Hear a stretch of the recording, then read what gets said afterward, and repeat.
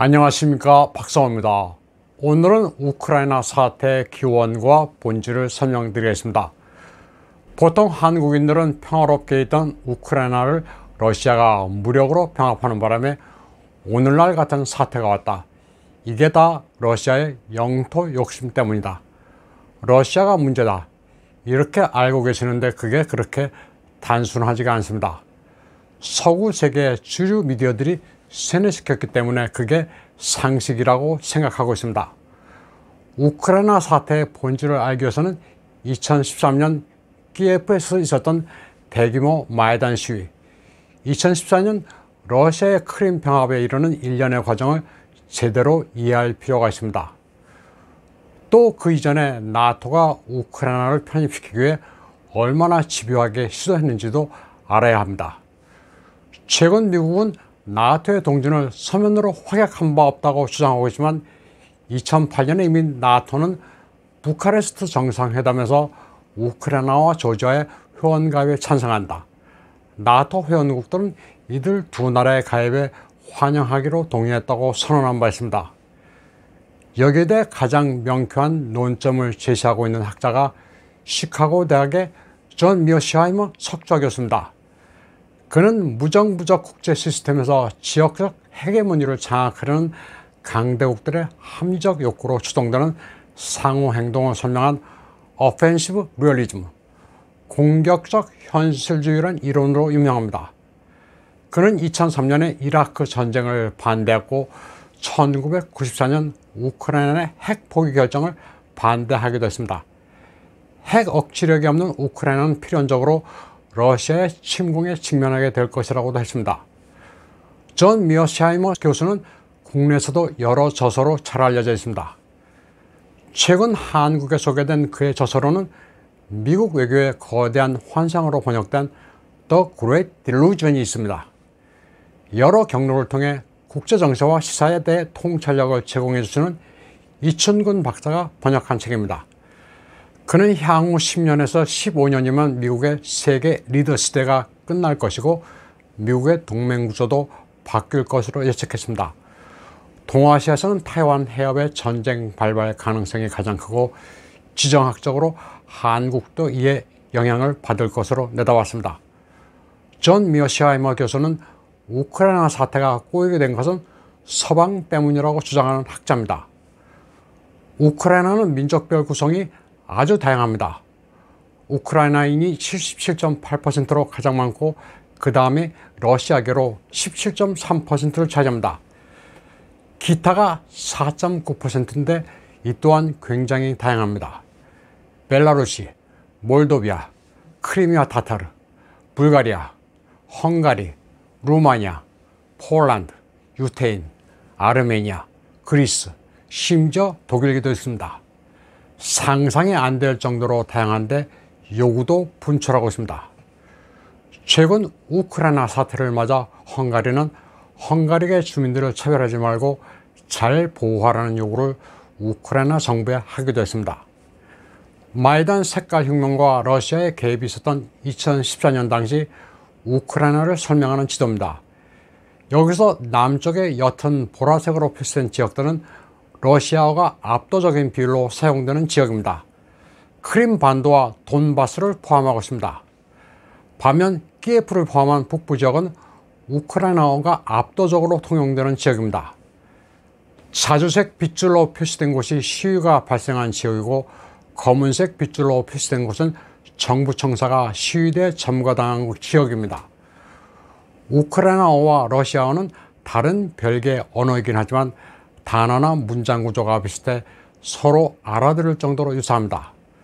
당시 시위의 발단 원인은 우크라이나에 대한 EU의 가입 종용입니다. 우크라이나 전역에서는 우크라이나가 EU에 가입해야 한다는 친EU 시위가 일어났고 이에 대해 친러시아 성향으로 EU 가입을 반대하던 야누코비치 대통령은 자제를 요청했습니다. 그러나 친EU 시위대 가운데 강경파들은 스스로 무장하고 친정부 주민들을 폭력으로 다스리는 등 혼란이 극에 달했습니다.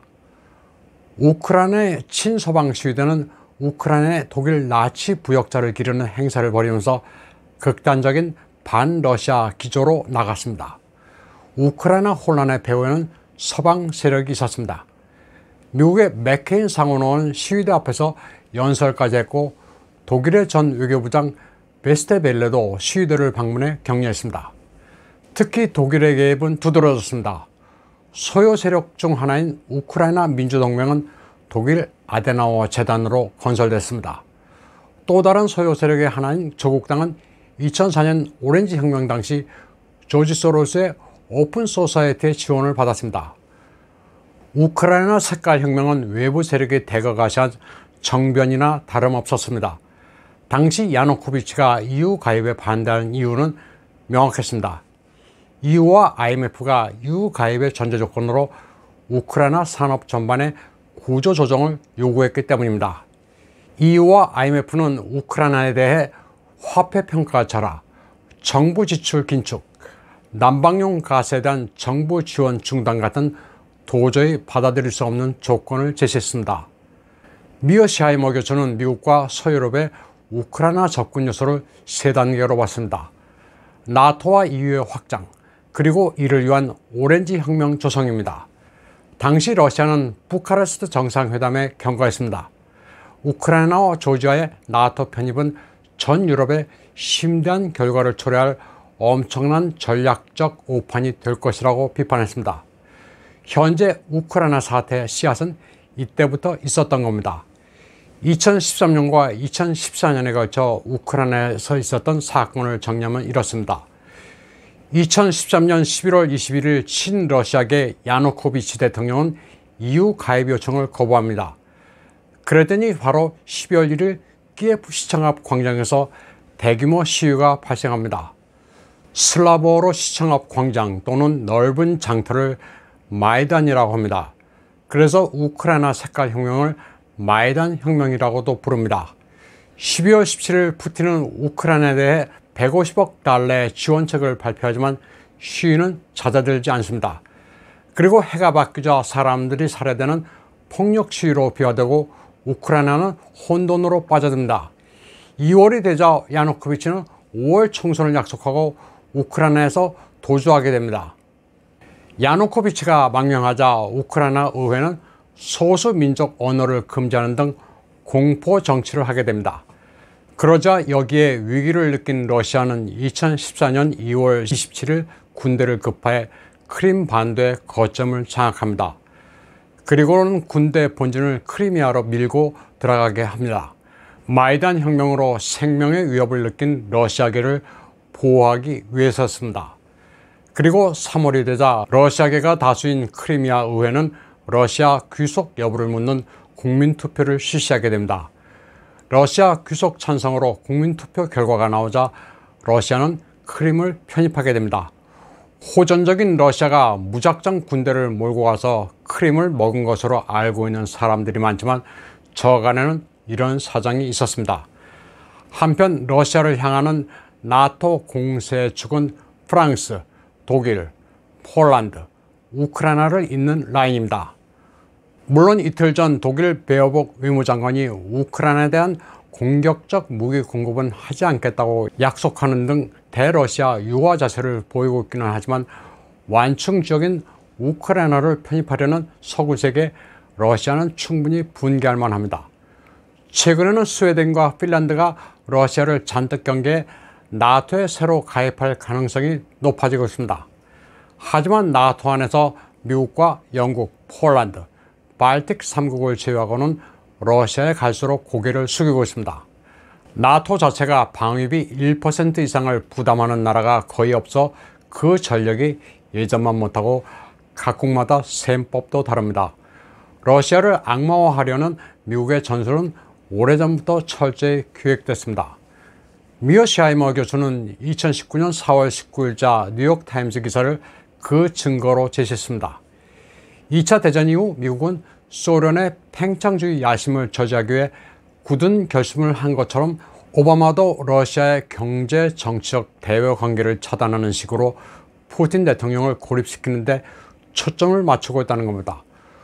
주변 국가를 향한 러시아의 팽창주의 야심을 제한해 러시아를 외톨이 국가로 만드는 게 오바마 행정부의 목표라고 했습니다. 뉴욕타임즈는 또 오바마가 조지 캐넌의 봉쇄 전략을 시대에 맞게 러시아에 적용하고 있다고 말했습니다. 오바마 행정부의 정책 목표는 러시아를 봉쇄하기 위해서는 중공까지 끌어들여 국제 여론을 반러로 통일시키는 것이라고 평가했습니다. 미어샤이머 교수는 이를 위해 푸틴에 대한 부정적인 고정관념을 미국과 서구가 만들어내 전파하고 있다고 말했습니다. 푸틴의 악마화를 컨벤셔널 위즈덤, 대중들이 아는 상식으로 만들어냈습니다. 푸틴이 만악의 근원으로 그는 미쳤거나 비성적이라는 이미지입니다. 푸틴은 히틀러와 같은 이미지로 러시아 제국의 영광을 재현하기 위해 골몰하는 인물이라는 인식을 대중에 전파하는 겁니다. 반면 미국은 유럽의 안정을 추구하는 자비로운 패권이라는 이미지를 대중에게 세뇌하고 있다는 게 미어샤이머 교수의 논지입니다. 그리고 푸틴의 행동 양식을 보면 우크라이나와 조지아를 염두에 둔 나토의 동지는 결국 옳았다는 논리를 만들어내는 게 미국과 서구의 일관된 전술이라고 미어샤이머 교수는 지적했습니다. 결과에다 원인을 멋대로 해석해 가져다 붙이는 수법입니다. 미어샤이머 교수의 이 강의는 2015년에 한 건데 지금 상황을 설명하는데도 한치의 어긋남이 없습니다. 7년 지난 거지만 굉장히 명쾌합니다. 세계는 서방의 주류매체와 이를 무작정 베끼는 국내 언론만 봐서는 정확한 상황을 아예 알 수 없습니다. 우리가 알고 있는 상식과 정반대인 경우가 너무나도 많습니다. 오늘 방송은 여기까지 하겠습니다. 시청해주신 여러분 감사합니다.